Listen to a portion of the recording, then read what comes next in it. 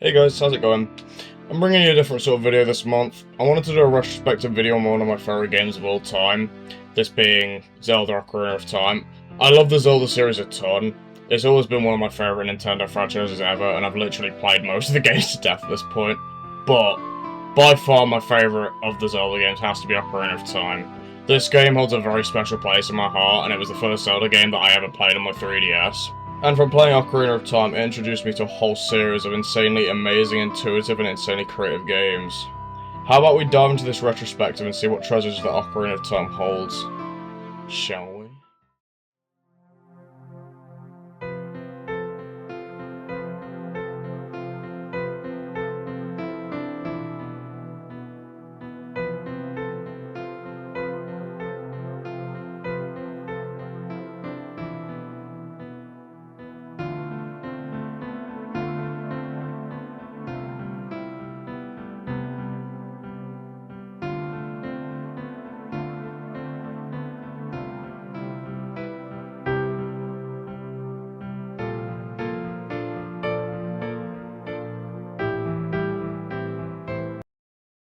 The Legend of Zelda Ocarina of Time was released on the 12th of November 1998 in Japan, November 23rd, 1998 in North America, and December 11th in Europe. Development for Ocarina of Time took place in late 1994. Originally, Miyamoto had given the rights of the game to different people, allowing for them to all focus on different points of the game. Originally, Miyamoto had proposed that they should be making the game first person, so it's from Link's perspective, but this was scrapped for a third-person view instead. And one of the major challenges that the developers had during the creation process of Ocarina of Time was the creation of the world itself. Because as stated by Eiji Onizuka, Link had a variety of impressive maneuvers that would cause him to clip through walls. It got so bad that if they had to change any of Link's basic movements, they would have to redo a ton of the map to accommodate it. For example, when it came to creating Hyrule Field, Miyamoto wanted it to feel like this is where the adventure truly begins. But as stated by Makoto Miyanga, oh my god, it sounds like Wang. He said that Hyrule Field was terribly uninteresting as there was nothing to do in Hyrule Field. But through the use of a day-night circle, this managed to capture an atmosphere that suited what Miyamoto was asking for, making it feel like the player was journeying for real. This wasn't the only part of development that was an issue for the team, as when it came to the character creation, it would take 2 to 3 days for one single character to be created, and these were only the minor characters that only showed up on occasion. When it came to making the main cast of characters, it would have taken even longer, as Satoru Takizawa wanted to make the characters feel real and alive to the player. And through all of this pain, after 3 years, the game finally came to a head and was made. Thus, one of the greatest Zelda games had been made. And now, finally, we can look into the actual game design and why I love this game so much.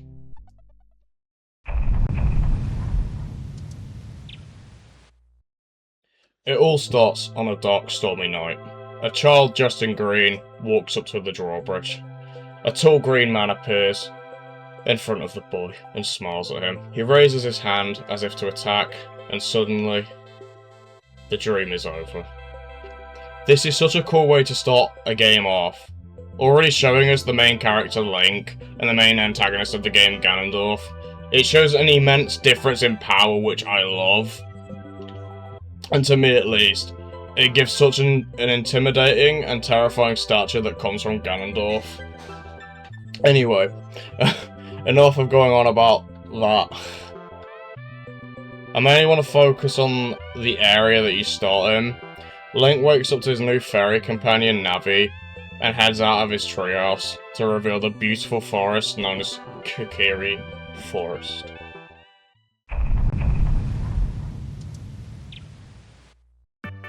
Kokiri Forest is comprised of 2 distinct areas, the village portion and the Lost Woods portion.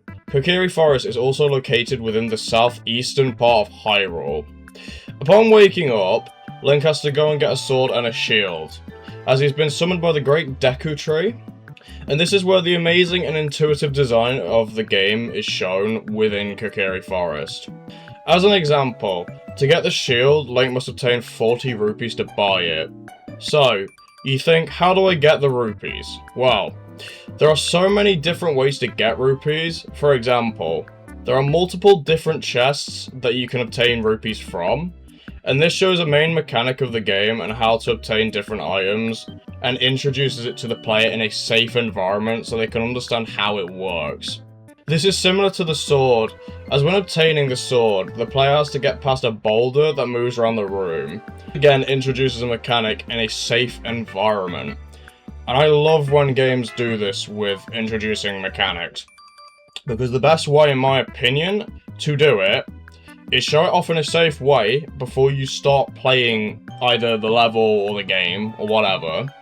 When it's introduced safely, it lets a player fully understand it to a basic level before they have to start actually dealing with it.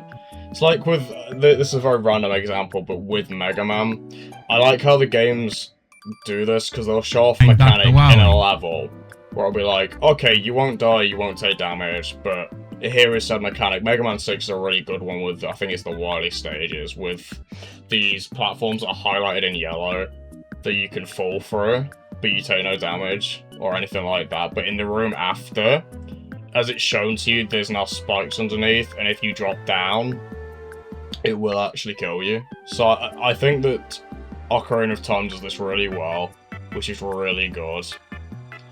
Anyway, after obtaining the Sword and Shield, Link can talk to Mido and move forward with his objective, being able to speak to the Great Deku Tree.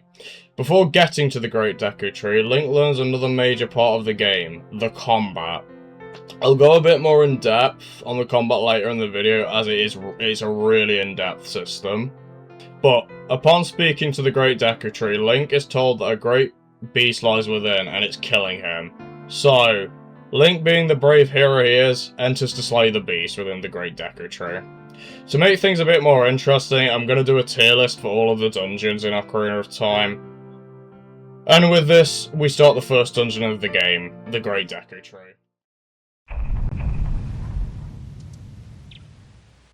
The Great Deku Tree, oh my god. The Great Deku Tree is an insanely good introduction to the dungeons in Ocarina of Time. It introduces all of the different dungeon mechanics like chests, maps, the compass, the different levels, and the combat of the game. More properly than before, obviously, because there's more enemies. But this is all presented in a safe way that lets the player slowly learn how to grasp each of the different dungeon mechanics. The dungeon is designed incredibly basically, but this works in its favour as it guides players and shows them how to think outside of the box when it comes to the different puzzles within each dungeon. As an example, one of the major puzzles of the dungeon is working out how to get deeper within. As the player explores the first main room, as it's very vertical, they notice that at the top there are 4 platforms that protrude outwards. This makes them interested to go and have a look at said area. And once going up, the player notices there is a cobweb down at the bottom of it. This might make someone think, what if I were to drop down here onto the cobweb? And if they do, it ends up breaking, and the cobweb lets them proceed further into the dungeon. All of the puzzles are like this within the first dungeon, being insanely intuitive and well designed. The only downside of the dungeon is the boss at the end, Goma the Armored Spider. Goma is actually a piss-easy boss, as you can literally one-cycle Goma with a fucking stick. But the boss has a really interesting design that I love because it looks so intimidating and cool. Not some cuddly fucking spider, even though spiders aren't. But the fact that the boss is so easy kind of sucks. But it does show that each of the bosses in the dungeons will always relate to the main item that you get in the dungeon, or will have some sort of weakness that relates to it. So I can at least give that to Cobra, I guess. And I don't know, I'll put it in B tier. Just before I continue, I quickly just want to highlight the combat of the game, as Ocarina of Time has a really unique combat system. This is because it revolutionized 3D combat. In Ocarina of Time, the combat system feels like its own sort of art form with how it works. Link has all of your basic moves like sword slashes, being able to block, being able to counter-attack, etc. But what makes the combat system so unique in Ocarina of Time is the Z targeting system. The idea for the Z targeting system came to be when Yoshiki Koizumi watched a sword fight and noticed how the performer could defeat so many people despite being surrounded and outnumbered. So as described by Yoshikai Koizumi, it's a sword battle. So there's a script and a certain setup. The enemies don't all attack at once. First, one attacks while the others wait. When the first guy goes down, the next one steps in, and so on. And this can literally be seen in-game with how the Z targeting system flags the enemy that you are currently fighting, and tells the other enemies around to wait until you're done fighting the current enemy in front of you. And once defeated, obviously, you can go on to fighting the next enemy, and it keeps a flow of battle going, which kind of makes it feel like a dance in a way.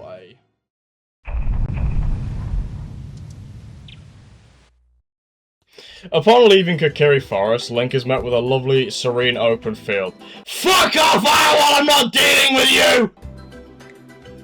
Sorry. As I was saying, a serene open field. This is Hyrule Field. This is the main space that Link will be travelling through for most of the game, as it connects all the different areas together in a variety of different and interesting ways. For example, the area that we are heading to next is Hyrule Town.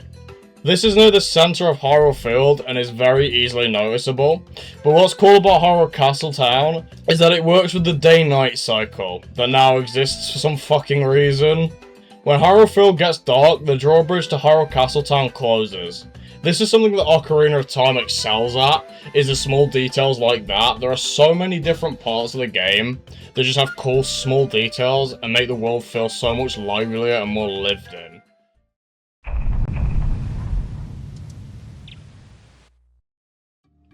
Hyrule Castle Town is a really nice location. It's lively, there's tons of people to speak to, tons of different shops and minigames you can visit and play.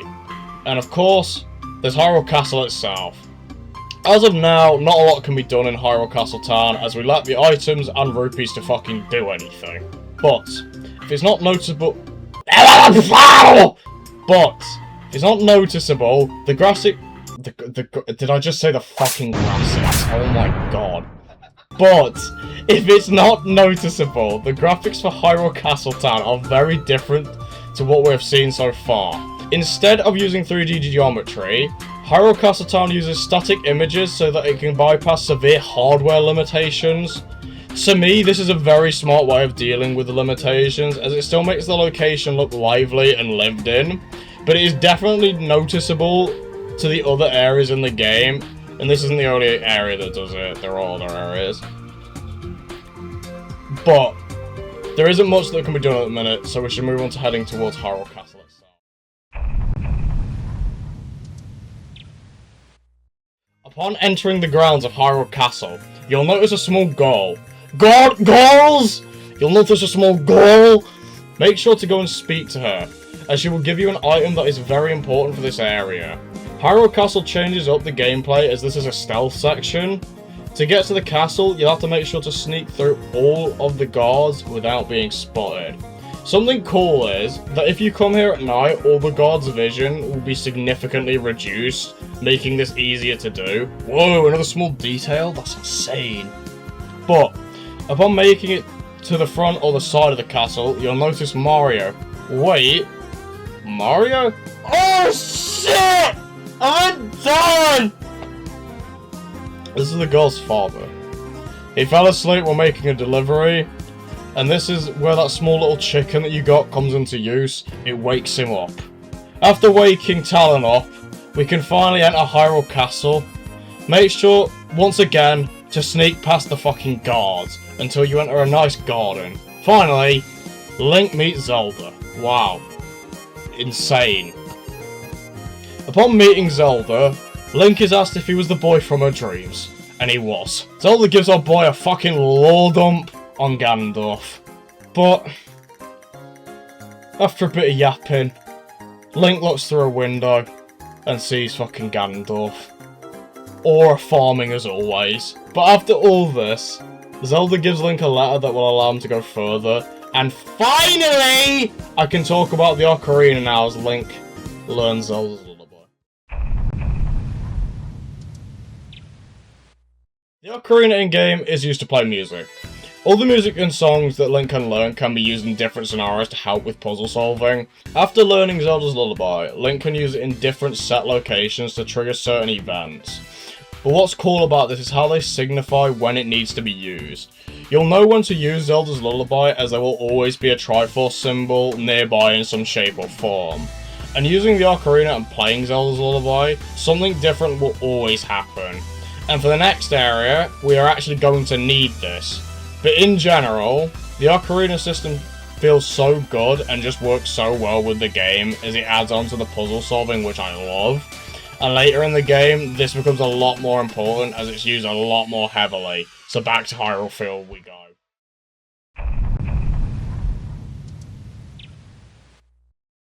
This is where the intuitive design of Hyrule Field finally comes in. We are tasked with finding Death Mountain. It's pretty obvious where Death Mountain is, but the way that the field connects toward Death Mountain is cool. This is because we get our first look at a new area called Kakariko Village, which is west of Hyrule Castle Town, up a flight of stairs. Don't ask me why there's a flight of stairs in a fucking field, there just is.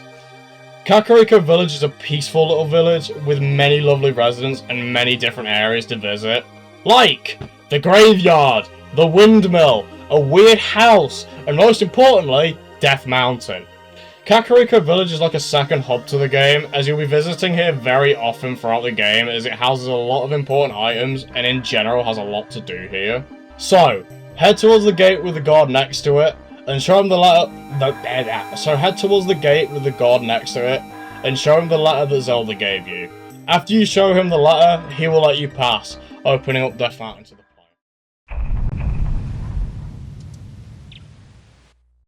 Death Mountain is the first area to be very different to what we have currently seen, as it's a fucking mountain. But I love the design of this area because it feels so different to the flat fields that we've currently seen up to now. Death Mountain is a more vertical based level. It's really well designed and it really shows here as every bit of Death Mountain has so much detail put into it and it just looks lovely. The sunset here looks amazing. It's like somewhere that I would go camping. Anyway, as we move up Death Mountain, you'll notice these weird rock people. These are called the Gorons, and they are friendly little creatures that live on Death Mountain. If we keep heading up Death Mountain, we will eventually find where the Gorons live, and this is the next area that we need to be at. And if you look down, you'll notice a Triforce symbol if you head into Goron City. So you know what that means? Fish! Nah, Ocarina time. So, whip out the Ocarina and play Zelda's Lullaby. Woo! The door opened! Might as well go take a look inside, I guess. Upon entering, you'll meet the Goron leader, Darunia. He is currently not in the best of moods, because Dodongo's cavern is infested with monsters. And that means they can't eat fucking rocks. Yes! Gorons eat fucking rocks!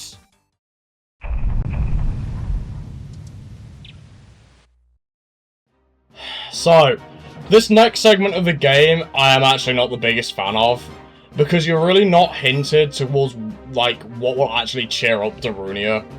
Like, a game should never explicitly tell you where to go, but you should at least get a point or a hint in the right direction to understand what to do. So I'm just going to explain this very quickly, because it's kind of a pain if you don't know what you're doing here. So, from where you met Darunia, find a room that houses green bombs and bring a stick with you. You have to light the stick to set these bombs off. After doing that, head through, and this will take you to the confusing maze of an area called the Lost Woods. Prepare to get lost. To work out the correct way, you must follow the music, and this will show you the correct path that you need to take through the Lost Woods. And finally, upon doing this, it will bring you to what I like to call a small mini dungeon area. Yes, this will be tiered on the tier list. Technically, this area isn't a mini dungeon, I just wanted to tier more stuff. In this area, you must fight your first mini-boss enemy, a Wolfos. This fucker is a joke. Just hit the tail with a jumping attack and it should die in a single hit. I failed to do this. After this, make your way through the small little maze until you make your way up to Saria and speak with Saria. Saria will give you Saria's song, which is what is needed to cheer up Anyway, sorry, I'm gonna rate this mini dungeon. So, I think the Wolfos encounter is cool because it shows you what a mini boss encounter will be like, but it doesn't really implement anything else cool other than that. But the atmosphere is nice, and in general, it has a nice vibe to it. And it is a small, well-designed challenge that makes the player think a tad bit with their brain. I need to think of a name for this area. I know it has a name, but we're gonna just call this the fuck-off maze. And the fuck-off maze gets a D tier.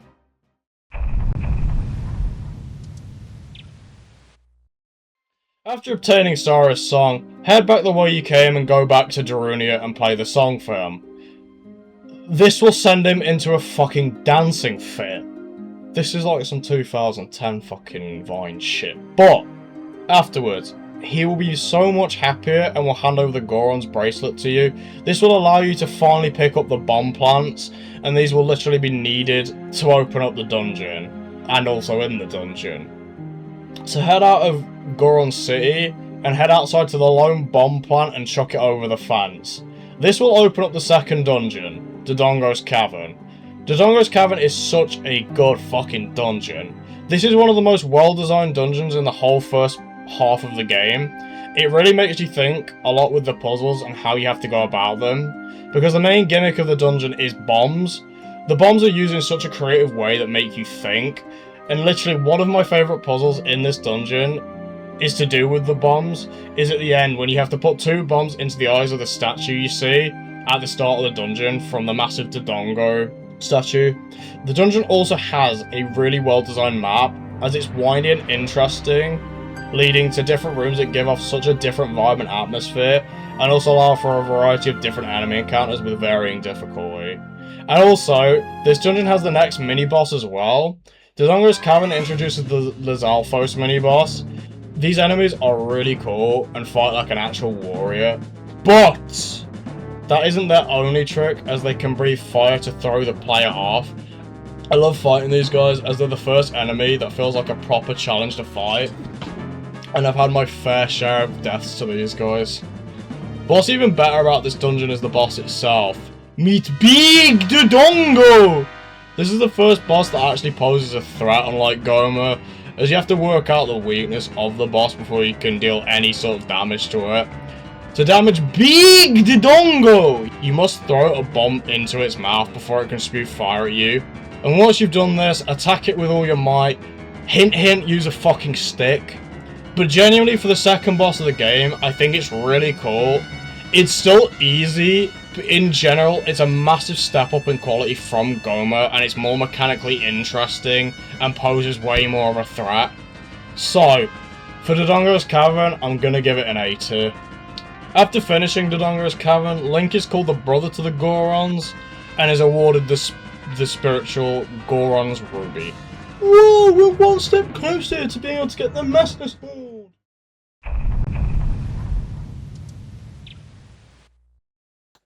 So to continue our heroic journey, we must now journey onward to Zora's Domain. You might be asking me, where is Zora's Domain? Well, it's literally right next to Kakariko Village. Just follow the road to the left and you'll find yourself a whole new area. Google Maps could fucking tell you that. This area challenges you with a variety of different platforming challenges. This is one of the few areas in the game that actually houses a unique platforming challenge, as you have to use the cuckoo to be able to jump between gaps that are hard for Link to jump between. I really like this area, as it shows that platforming is possible within Ocarina of Time. It's just very different to how it would be done in an actual 3D platformer, as you can use things to your advantage to help with the platforming. This is really intuitive game design and really shows that if you think outside of the box, you can do some amazing things. Anyway, as we continue onward, you'll notice a waterfall and a Triforce symbol on the ground. Well, might as well play Zelda's Lullaby then. Once Zelda's Lullaby has been played, the waterfall will open up, revealing an entrance. Well then, let's head in, shall we? This enters into one of my favourite looking areas in the game, Zora's Domain. Zora's Domain has such a nice aesthetic and atmosphere, and it feels so serene and calm, and alongside that, we get to meet the cool fish people. Fish! What I do now is kind of weird to what people would normally do. instead of speaking with the King's Aura, I'm actually going to do a mini-game that will net a very important item that is required to progress onwards. So go past King Zora and head down to the small hallway next to him, speak to this random Zora, and get all the rupees he throws down into the water. Upon doing this, you will be granted the Silver Scale, and this allows you to breathe underwater for longer. There's an area in Zora's domain that requires you to get this, so dive under the water and head to another new area.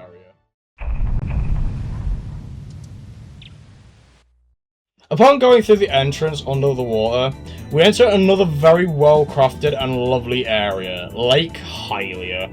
I'll talk more about Lake Hylia later, as it will be more important later in the game, but for now, all we need to do is collect a letter in a bottle and then head back to Zora's domain. Now we can speak to King Zora and show him this letter from the bottle and... oh right, yeah. I completely forgot how long it takes him to even move. He sure is one fat bastard with how slowly he moves. Speaking of fat bastard, make sure you grab a fish with the bottle that you just got. You're gonna need it.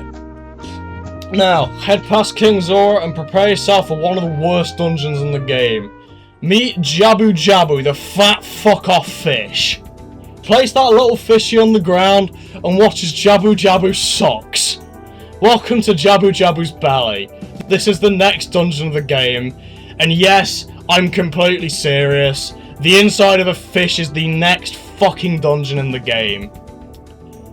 For starters, I already hate this dungeon for the aesthetic because we are literally inside of a fish. And to be honest, I don't want to be inside of a fish. I don't like the meaty insides. The puzzles in this dungeon are also horrific and not very fun at all because you're going to be carrying the King Zora's daughter around with you the whole time and having to solve puzzles with her. AKA, leave the fucker on a fucking switch and do something while she sits there. Alongside that, if you even leave her at all, she will just straight head back to the first room you fucking found her in. And then there's the puzzles that involve having to kill 3 of the same fucking enemy, which gets tedious very quickly, because they just look like dangly fucking cocks. Oh, also, this dungeon has one of my least favourite mini-bosses, the Big Octo. This is just a game of tag that lasts a very, very, very, very, very, very long time, but to be fair, Big Octo can be killed very quickly if you use a stick. Are you starting to notice a theme here? The only positive that I can give this dungeon is the main boss, Baronade. This is a really cool boss because it has many different phases, and in general, it's actually really difficult and very well designed in general. It's just a really cool boss, but it also implements the dungeon's item really well in how you have to defeat Baronade, because the boomerang, it's just peak. So, in general, this dungeon kinda sucks, get it? Because Jabu-Jabu sucks. Dungeon, I'm gonna give Jabu-Jabu's belly an E tier.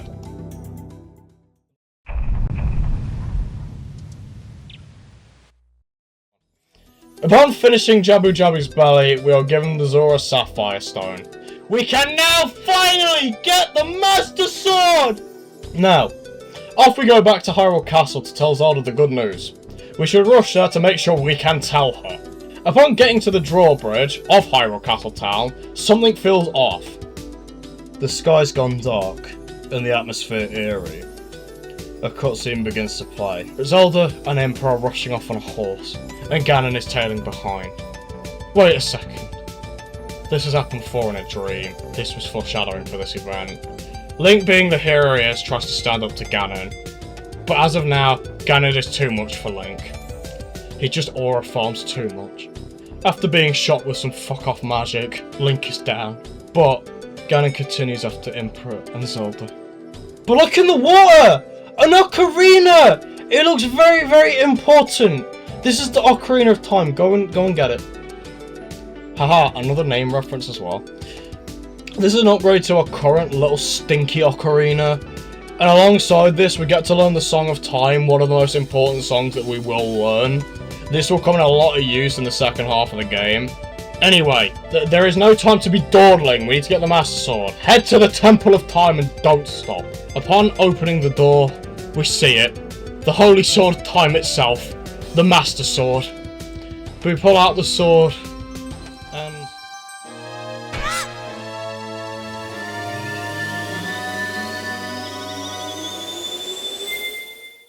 it was a setup this whole time. We were tricked.